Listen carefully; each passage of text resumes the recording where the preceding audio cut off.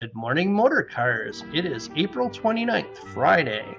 We have no birthdays this weekend, but one anniversary on May 1st. Samantha Zeitz, who is a Honda Lube Tech, so happy anniversary. I wanted to remind everybody that in the BDC, we still have an opening for a customer care rep. That's somebody who works on the service side of the business, making and taking calls.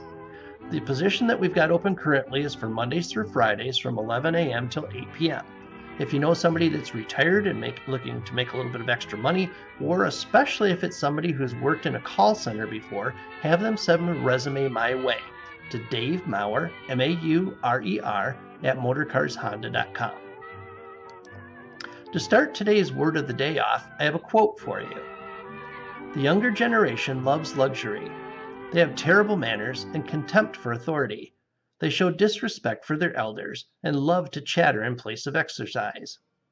Socrates wrote that more than 2,000 years ago.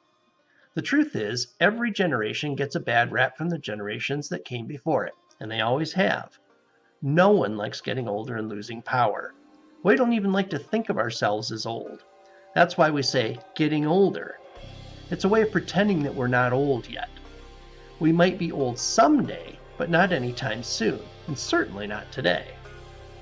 Millennials get a bad rap, just like Gen Xers and baby boomers got a bad rap from the generations that came before them.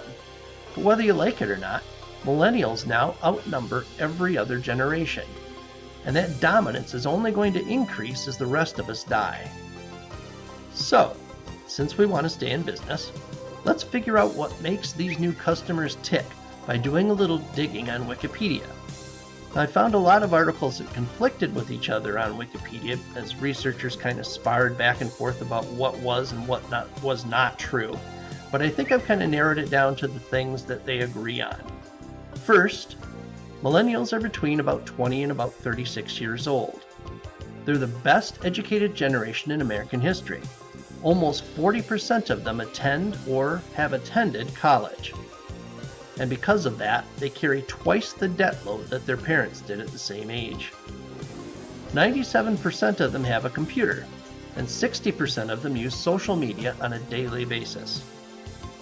Their unemployment rate is only about 13%, but only 15% of them live with their parents, compared to about 13% of Generation X. They care a lot more about people than they do about places. That includes where they work and who they do business with. They also tend to stay in touch with their parents more than prior generations do. They're more interested in accumulating wealth than any generation before them.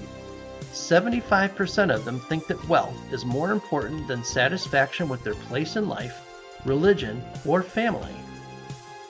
They tend to be social liberals and fiscal centrists. As a result, they're less interested in politics than any prior generation, because they don't believe that any political party represents their interests or values. If they're white and come from money, they may think of themselves as special, but if they're not white and don't come from money, they don't. There's been some talk that millennials expect a trophy just for participating. The research doesn't bear this out. But they are more likely than other generations to leave jobs that are less flexible or that pay less for jobs that are more flexible or pay more. In other words, they don't have loyalty to places like a lot of the previous generations did. Because many of them grew up in divorced households, they also tend to take longer to decide who they're going to marry. This might also be because the average American wedding now costs more than $27,000. Which to folks from my generation sounds insane.